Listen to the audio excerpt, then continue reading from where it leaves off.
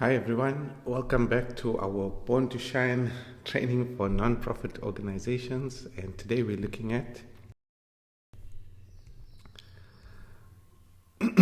developing and implementing your communications and social media strategy, including how to build your relationships with your audiences and your communications and social media strategy and content creation and posting.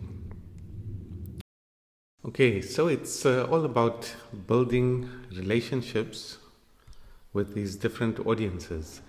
And so we're going to focus mainly on these three, out of that chart of 6 stakeholders. All are important, but these three are probably more significant and relevant when we're talking about the communications and social media strategy. Community, individuals, and donors. So who is your community? Depends on your particular organization and who you're working with, who you're serving. In our work as Talawa, we are focused mainly on the women survivors in northern Uganda and children born of war, as well as victims of gender-based violence, and some other organizations are also including the men survivors. And so many of you may be working with these groups, but some of you maybe go beyond just women and children and youth, or maybe you go beyond survivors and you working with people with disabilities or whatever it is. You need to kind of define and understand your community, who your top 3 beneficiaries are, 1, 2, 3.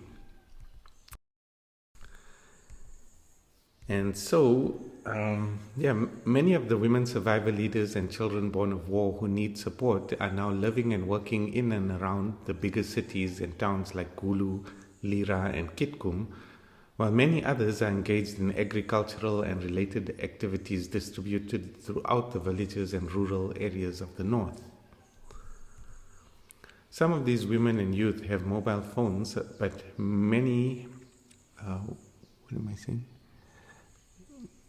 but most of them have limited access to the internet and online resources and platforms.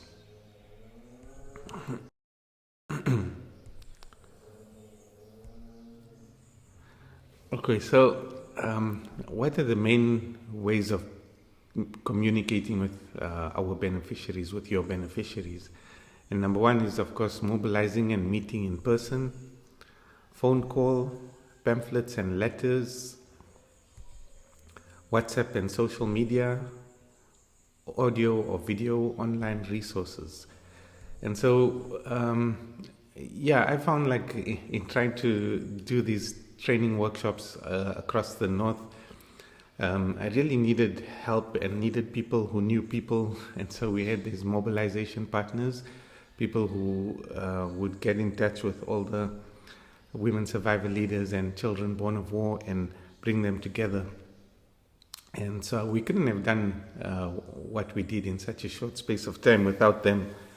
And so phone calls are also a good means of communication, but I found oftentimes I couldn't get through to the person I was trying to reach.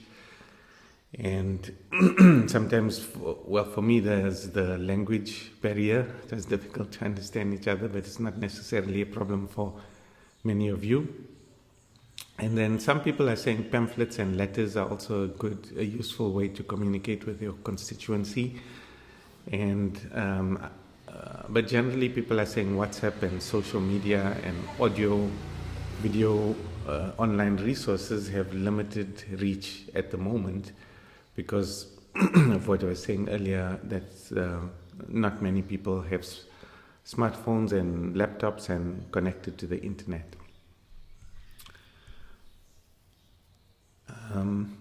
So how do we reach them? How do we get innovative about it? Okay, so the donors, we're talking about foundations, aid agencies, national and continental funds. Many countries governments are giving funds to organizations and other countries. For example, you can apply to the European Union for funding. You can apply to different countries, Sweden, Switzerland, Germany, many different countries, and there are also universities. So our project is in partnership with the University of Nottingham, but around the world there are thousands of universities that are doing research, but also funding projects, but also providing scholarships and sponsorships. So Wellspring Foundation is also one of our partners. As I mentioned, University of Nottingham. Some of our members also work with Mukwege Foundation and get funding from them. Diaconia we looked at in a previous training, doing very interesting work focused in Uganda. PAX is also doing focus mainly on agriculture, the projects that I've seen. Stanford University, the EU. So it's about cultivating good long-term relationships with our funders and partners in Uganda and other parts of the world. And how do you do this? Firstly, you get in touch with them via the website and they email or through an application process. But you can also contact them by phone and set up Zoom meetings. And you can have visits and presentations. So many of them have offices here in Uganda, and you can call them up and say you'd like to come and visit and present your organization to them. If you're already engaged in a project and you're getting funding from them, they will come to visit you to check on your progress and to offer assistance or to do training or different kinds of things. And you also communicate with them through your reports, your financial reports and your narrative reports and your M&E reports.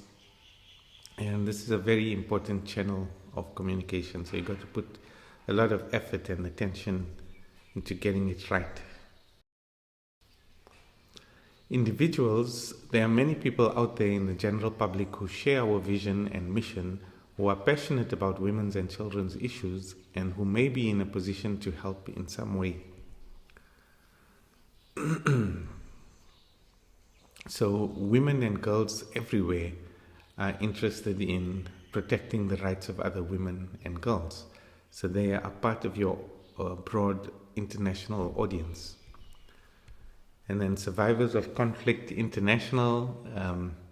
There are many conflict areas in virtually every continent, and the survivors of conflict all share the same experience, and they are always keen to reach out and to connect with other survivors, and they always tune into those kind of stories, and they're also looking for the same kind of healing and support, and so they'll be interested in what you have to share.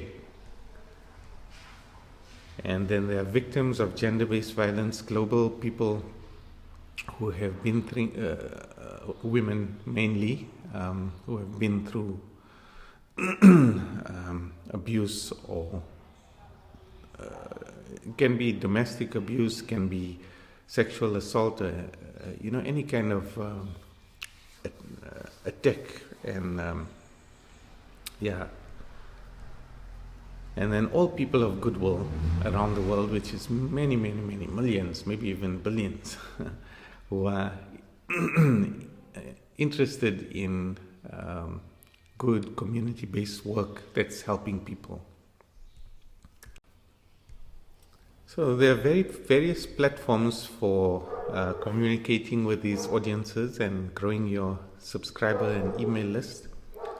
And firstly, of course, there's a website, developing your own website, and then also having a presence on social media. And a lot of people are saying that they're moving away from being website-based and focusing more on social media. But it depends what kind of work you do. And websites offer a lot more space and content. And I mean, it's a bit static, but for non-profit organizations, it's a good way to share the work you've been doing. And also, like, once you start writing these proposals, then you get familiar with the kinds of questions, the information that funders are looking for from you. So you can put all this information, build it into your website so that it's structured in a way that's really appealing and interesting to your funders and donors, potential funders and donors, because when they come and visit your website, all the information that they need is already there. And social media we'll talk about in quite some length later on, so let's just go on with the email list and the newsletter tool. So you can manage your own email list from your own email, like Gmail or whatever that is, and just keep adding new emails to it. Or you can have a newsletter tool on your website that kind of automates the whole process. And some of these tools you have to pay for. Some of them you can get a free membership up to a certain amount. So like 1,000 emails. After that, you have to start paying for the service. But what it does is, like, on your website, this window will pop up and ask the person to subscribe. Do you want to join our newsletter? And then they subscribe, and then once a week you will send them a little something interesting about your work, about your organization, a story, beneficiary, success story, or whatever it is. But it must be interesting and relevant and not too long, not too short also. And so you can use tools like that. I talked about the email list in a previous training, but it's kind of important. It's kind of a big deal. So like a lot of organizations focus on this as their main channel of communication, the email list and the newsletter tool. And I subscribe to a lot of emails because I'm interested in lots of different subjects, but I don't necessarily read all of them every day. But sometimes I'll see something interesting and then I'll click and I'll read, and then there's an offer, and then I'll join a conference or a summit or something, stuff like that. So sending out regular interesting emails and posts. Occasional requests and offers. So once in a while you put in a request for contributions or donations or what have you, and sometimes you offer something. But not too often, maybe once a month or something like that. And people are using clever titles and baits. Like when you catch a fish, you must put something enticing and interesting that gets someone to want to engage with your content. We'll talk more about that. But in terms of emails, it's like a clever title gets someone in, and then the first few lines has a question or a mystery or something that's going to get someone to keep reading. And click-throughs, so you want to have links to where you want to take.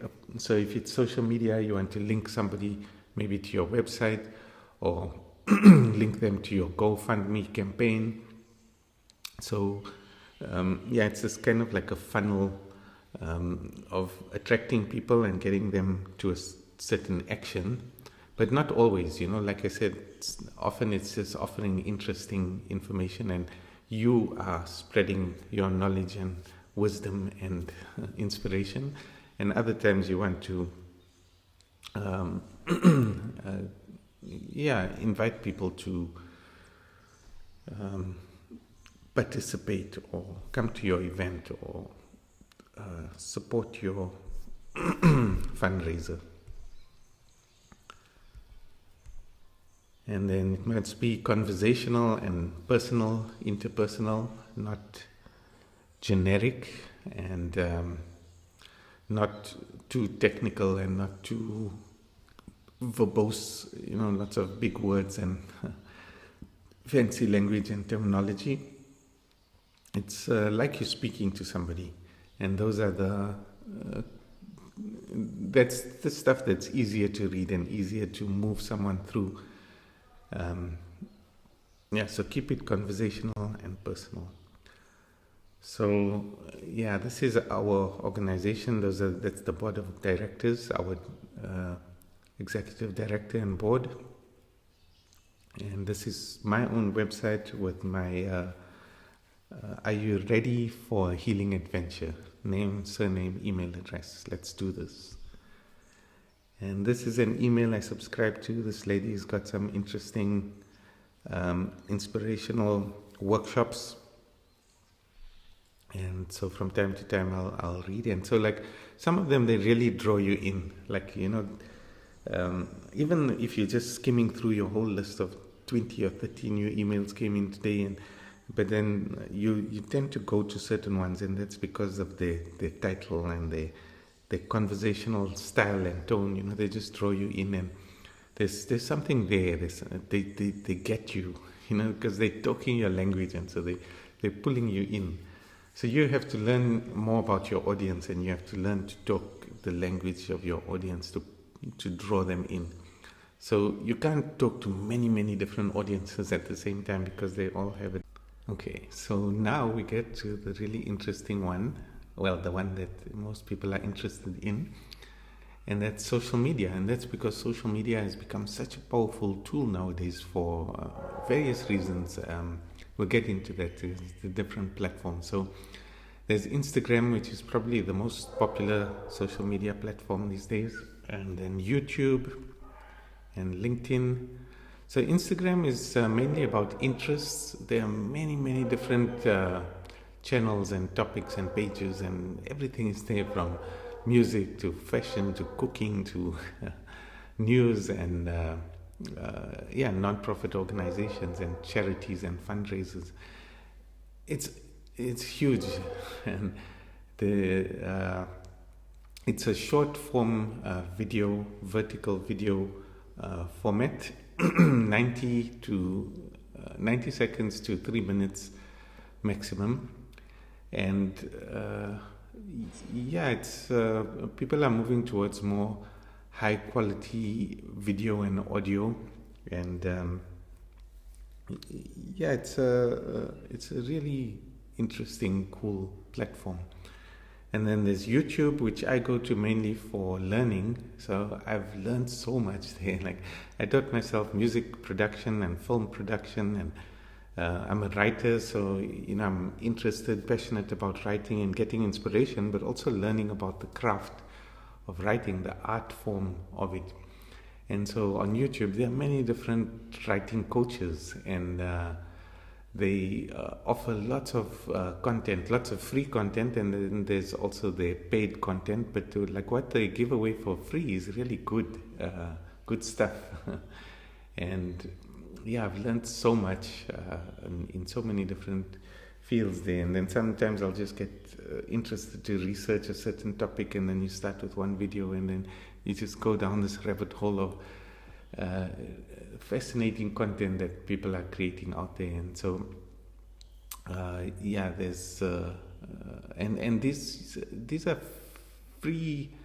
YouTube is a free platform. You can you're not just storing, you can broadcast your videos hours and hours, and I don't even know if there's a limit to how much content you can put. So these are fantastic resources. And then there's LinkedIn, which is more of a professional network. People use it for career networking, career opportunities, and organizations networking and synergizing, and all those nice things. So the style and tone and content that you share on each of these platforms is different, because the audiences are different. And very much so when you get to something like TikTok, which is a very youthful and fun and vibrant, creative kind of platform.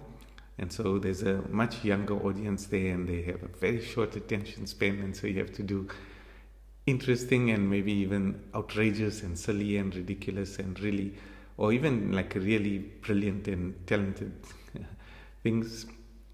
And so our organization, we're not on TikTok, but now that we're working with children born of war and youth, and it's such a popular platform for the youth, maybe we should look at getting on there and it just requires, like I said, customizing your content for each platform and each audience. And then there's also X, formerly Twitter, which we have moved away from because it's now being, it was bought by this oligarch billionaire who's using it for his own agenda and propaganda and whatnot. So, yeah, it's up to you if you're still on that platform. And and then there's also Facebook, which is still a very popular and it's a huge and it's very diverse, so whereas on Instagram you have these vertical short form videos, and YouTube is mainly horizontal, more longer form videos and content, and LinkedIn is more text and photo driven, and Facebook has everything. So you can have lots of text, you can have short videos, long videos, vertical videos, horizontal videos, pictures, and whatever. It's all there. And then Facebook also offers groups and buying and selling. I nowadays mainly use it for buying and selling. And then there's WhatsApp, and anyone with a smartphone nowadays has WhatsApp. It's really a brilliant communications tool for sending text messages and photos and videos and everything. But nowadays people are also using it to advertise and market their businesses and to keep in touch with their business clientele. And well, maybe they've been using it for a long time. I've only figured this out in the past couple of years. And those are your basic social media platforms. So how can we fundraise and earn money online? How can we reach our audiences and share useful, good content? How do we reach more people? How do we earn streaming revenue? So people who get a lot of views, they're earning money directly from these platforms. So people get a certain number of views, they get money from YouTube or Instagram or whatever. And so that's streaming revenue. So for 1 million views you get I think I've got a slide on that. And you can also sell products and services through your social media channels. I think I crossed out earn streaming revenue because it's not really relevant for non-profits. It's very rare that a non-profit video goes viral in the way that many of these sensational videos go viral. But it's not unheard of. It can happen. You can. I'm going to share more on that later. So you can receive donations. You can set up a donation. There's also platforms like PayPal for receiving funds online, and Stripe and a few others. And then you can have crowdfunding campaigns. And so we'll look at some of the crowdfunding platforms later. They're different from social media, but in the same kind of ecosystem. But you then create a crowdfunding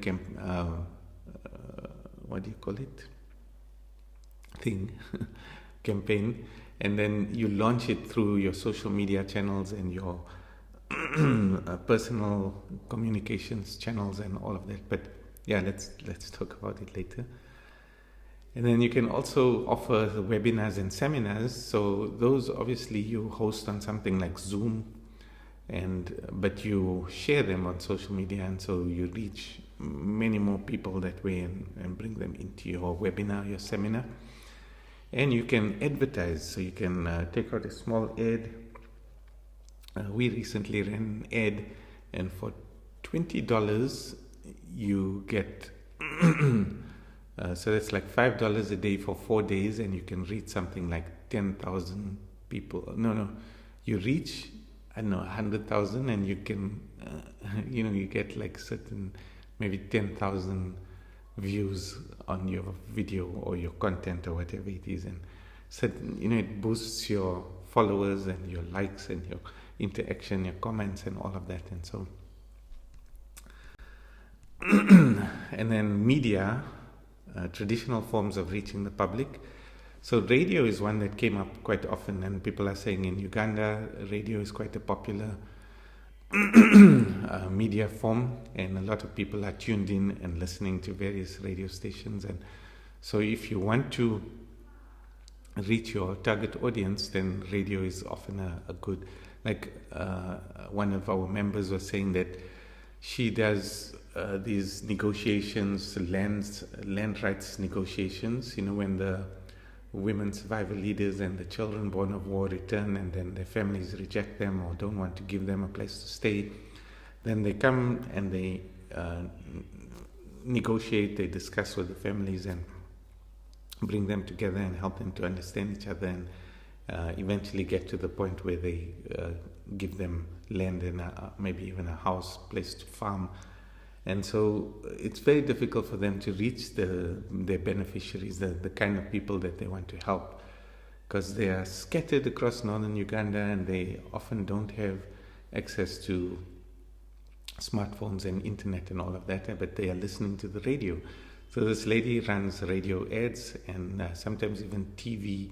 She's been featured on TV, and this really boosted her reach and helped her to contact these people and start helping them. And so, radio is a powerful traditional form of communication, as is TV, but TV is much more expensive. And then magazines and newspapers, people are saying, no, it's not really that effective anymore. But it depends on your target audience. So some people are quite keen on their magazines and then newspapers, and you can reach them that way. And then pamphlets, printing out a little pamphlet which you can hand out, that's a powerful form as well. Putting up posters and going door to door, school to school, talking to people, engaging directly. And so I wanted to show you Hypers Kids Africa, which is a dance group in Uganda, in Kampala. And if you look at the summary on top, they've got 1,768 posts. So that's a lot of content, lots of videos. They've got 9.8 million followers. And so they're doing very well for themselves. They're earning revenue from the platform. They're getting lots of opportunities, traveling around the world, performing. And when you have that kind of a base followers, then you have many other opportunities. People will even pay you to endorse their products or to link to give a shout out to their channel or stuff like that. So they're all about dance. They do these fun dances, and they just communicate joy and so dance is a popular thing on social media, but also music and so here's someone who said that what is this?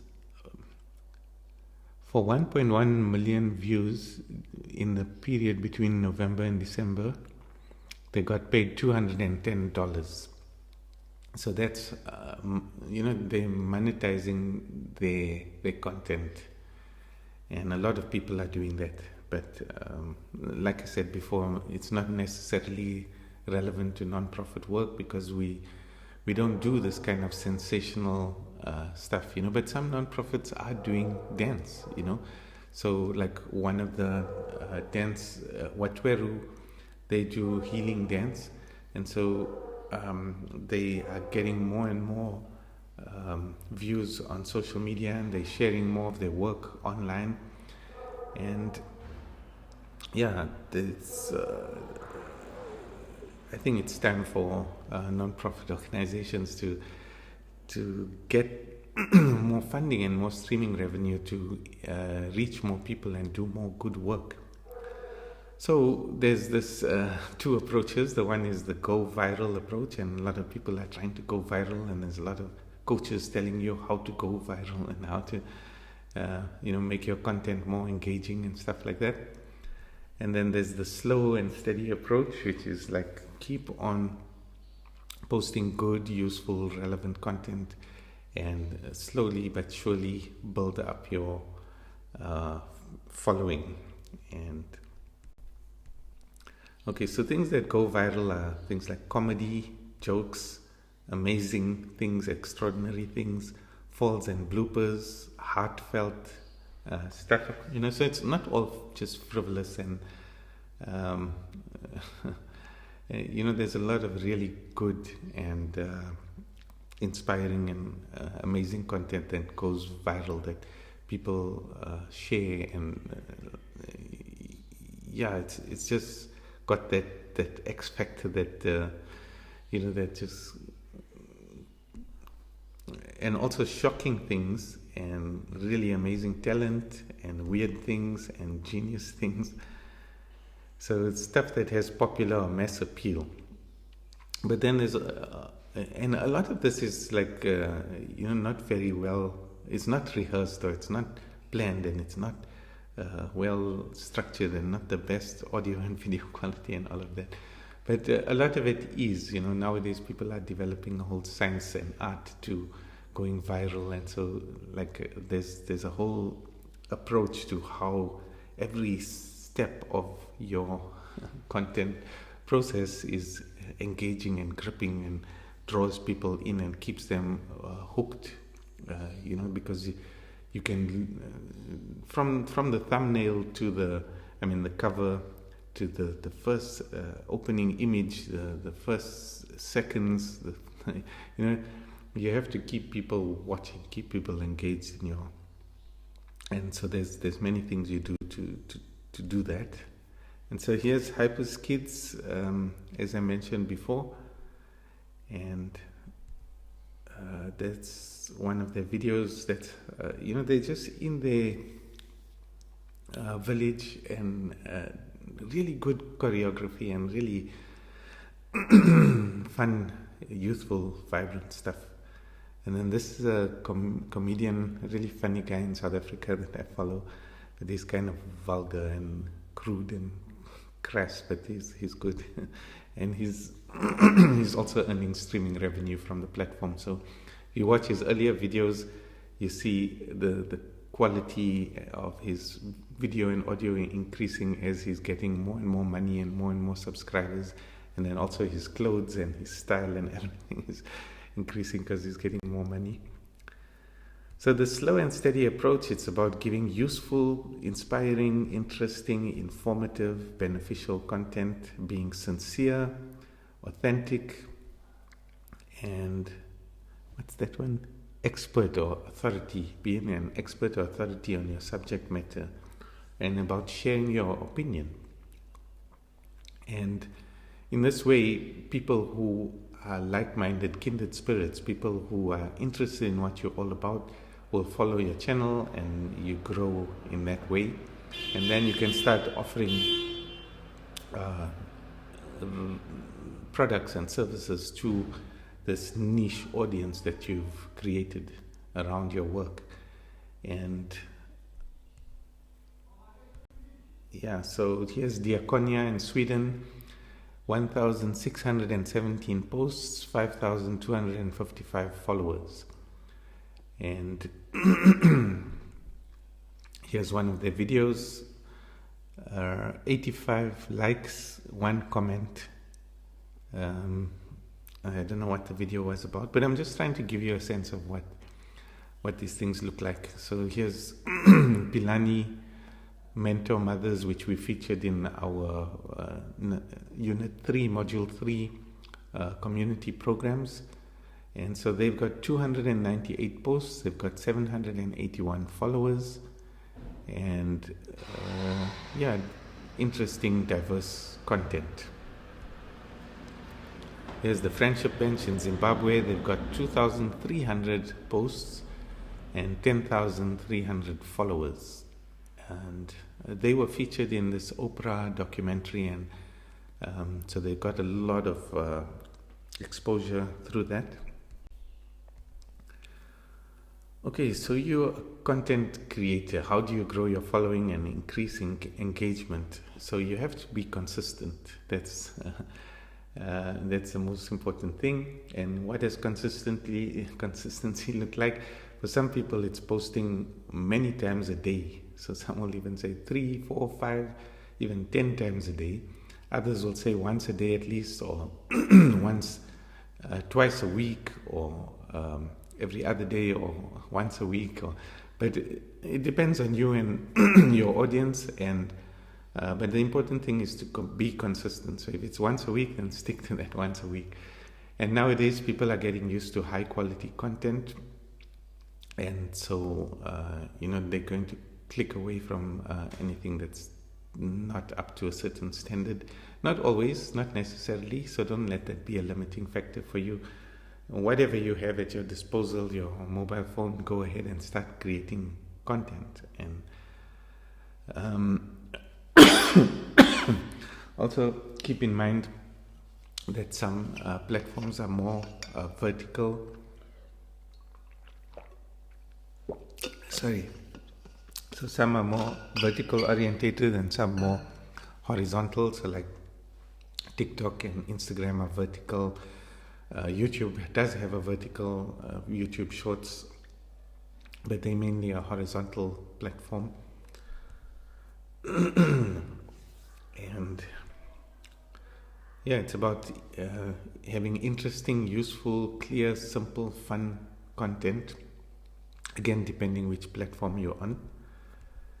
And in terms of how you set up your content, not the actual substance of it, but like the how can you say, the delivery of it. So you have a hook and a mystery and a payoff and repeat. So this is a simple way of putting it, and the hook is just your opening scene, your opening image, something that captures attention and captures the audience and pulls them, reels them in, So that first image must be something provocative or something mysterious or something, that makes a person want to see, okay, where is this going? What,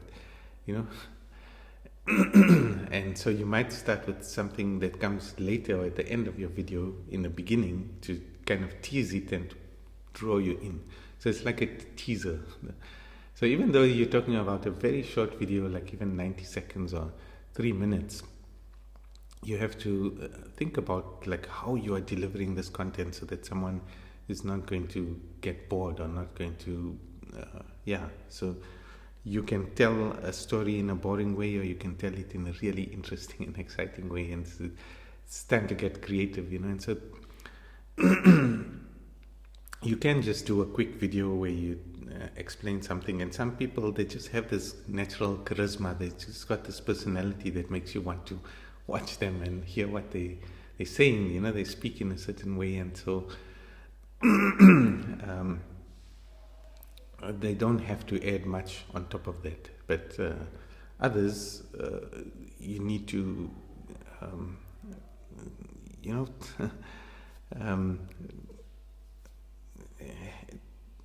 I don't know, make it more exciting and interesting, and bring in audio and sounds and images and B-roll videos and all kinds of things to keep people engaged.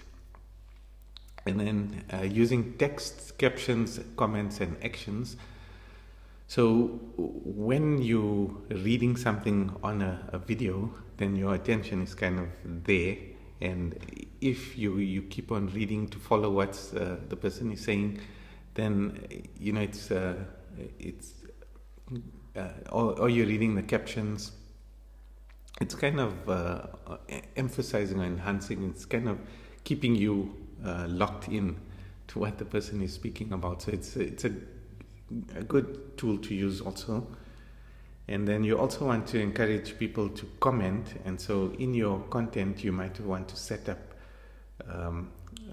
you can have a debate or a question or, something that's going to get people wanting to share their opinion, or to argue with you, or to agree with you, or to take some kind of action. And then using music, sounds, and effects and visuals. And being confident and relaxed yourself. If you come across well on screen, people are going to pay attention and listen to you. They want to hear what you have to say. And heartfelt and inspiring stuff, so when you speak from the heart genuinely, then people feel what you're saying. There's a kind of a connection and empathic bond, and people want to see that you know what you're talking about, so if you speak, you're well rehearsed and you're an expert in your field and you're making sense and you're helping people. What you say is helping them, then they're going to follow your channel and stuff like that. So crowdfunding, creating a campaign and using online platforms. So we talked about what crowdfunding is, but for those of you who missed that session, it's an online platform that's basically it's a website where you can go there and create a fundraiser, and you just put your story and some pictures and maybe a video and target. We were trying to raise a certain amount, maybe it's $1,000 or $10,000 or $100,000, whatever you need. And you put it there and you share it with your friends and family and everybody on social media, and people start contributing. And so people have raised money, millions and billions are being funneled through these platforms, and so people have raised money to help their children who need medical treatment or whatever. If someone wants to launch their product or book or anything, you can do anything on there. I mean, within the rules. And so GoFundMe is a popular one, and Kickstarter. I'll share a GoFundMe campaign that we did end of last year, beginning of this year. And there's Global Giving and Give Directly. These are more focused towards your non-profit organizations. The other ones are for anyone and everyone.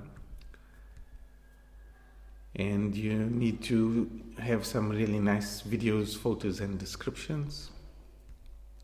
And then you put together a coordinated campaign, because it's really within the first month that your campaign has to succeed. And so you put a lot of effort and you get everybody motivated behind it to share and to get the word out there. And don't be too salesy, but and don't be too preachy.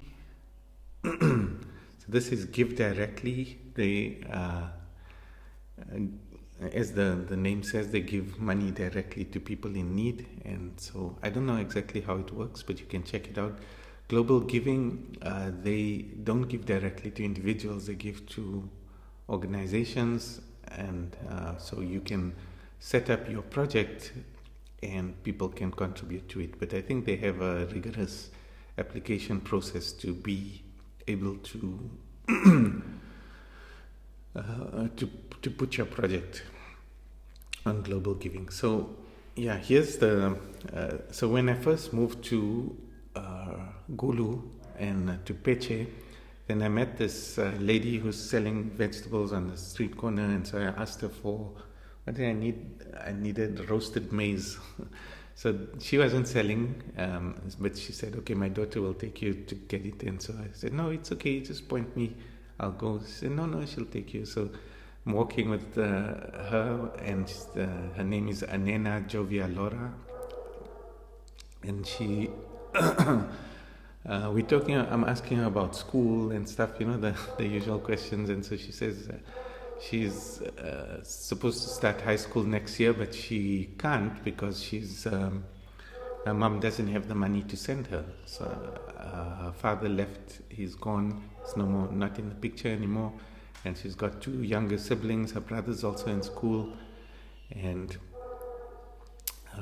so I'm thinking, how much is the school fees? So she says it's around 1 million shillings. 1 million sounds like a lot, but when you convert it, it's something like, what's the exchange rate? It's like $1 is 3,000 shillings. So divide 1 million by 1,000, you get 1,000 divided by 3. It's like $300, something like that. So $300 to $400. So I said, okay, let's see what we can do. Let's create.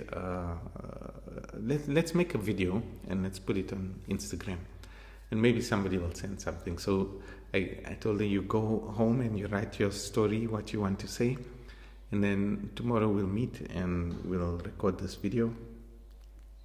And so she came the next day. I was surprised. I mean, I thought maybe she's probably not going to come. But she came and she had this thing written, but she didn't even need to read it. She had memorized the whole thing. And in 1 or 2 recordings, we recorded the whole thing. Just her sitting there in the evening sun, and she told her thing. She was quite nervous, and so she was like serious and soft-spoken and that. But anyways, I put this video on Instagram and Facebook also. I can't remember, but not expecting too much. But yeah, one of my friends, a friend in England, said he wanted to contribute, and so he sent £100. And then another friend said, why don't we create a GoFundMe campaign? And so like GoFundMe is not currently available in Uganda, so you have to get someone in one of the those countries to create the thing for you, set it up, and to receive the funds for you.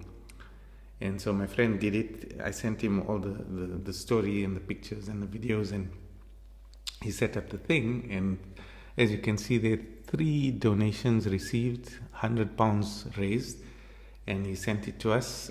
And so he was able to, so we were able to pay for the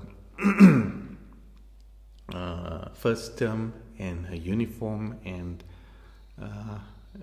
so she was able to start school.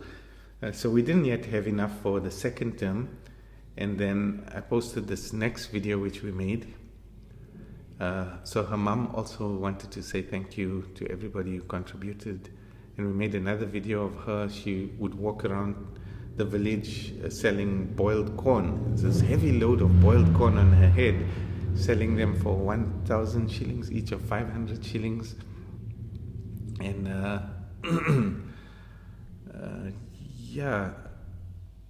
we also interviewed the teacher. My name is Anela Jovialara. I'm so excited because today we are going to the secondary school to pay my second term school fees, and I'm happy that I'm going to get a bicycle that will help me to transport me from home to school. Thank you. We also got a bicycle because it's quite a distance to get to school.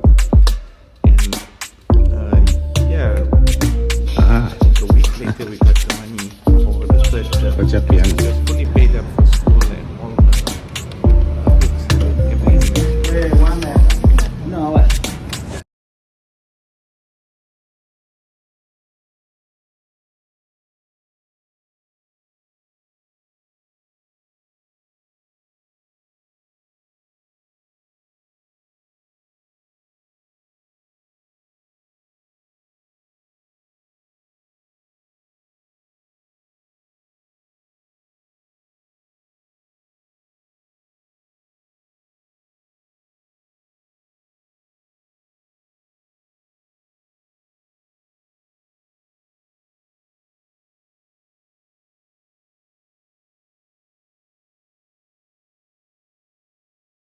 So yeah, that's the power of social media. So here's an exercise for you. Share your vision and inspire others. So it could be anything that's important to you, like your organization's project or your child's education. So I'd like you to plan and then tell your story in a way that motivates the other participants in the group. Okay, this is when we do the group activity. To also care about and believe in what you are trying to achieve. Make it brief but expressive and emotive, and keep it to not more than 3 minutes. So for you now, I'd like you to take this on as an exercise. Remember everything we talked about previously in story and video production, and getting in touch with the emotion and expressing yourself in a heartfelt way. But also, you might want to rehearse what you want to say. You might want to write it down and prepare, and then go ahead and make a video of yourself talking about this thing. It's if you've never done it before, it might be challenging, difficult for you. But go ahead and give it a try. I mean, you can only get better the more you practice, the more you do these things. So anyways, that's our brief introduction overview of social media and crowdfunding and communications strategy. Well, we haven't really gotten deep into the nitty-gritties of communication strategy, so we'll deal with that in another training video. But I'm sure it's given you enough to now start thinking about your own communication strategy, and again start brainstorming, mind mapping. What are the aspects that you want to focus on? And maybe you want to develop a crowdfunding campaign around your organization's main project or main areas of service. So start thinking about all the steps that you need to take, and you can get in touch with me. I can support you, can help you to get there. So anyways, once again, please reach out by email or WhatsApp or call me. Let's see what we can do. Bye.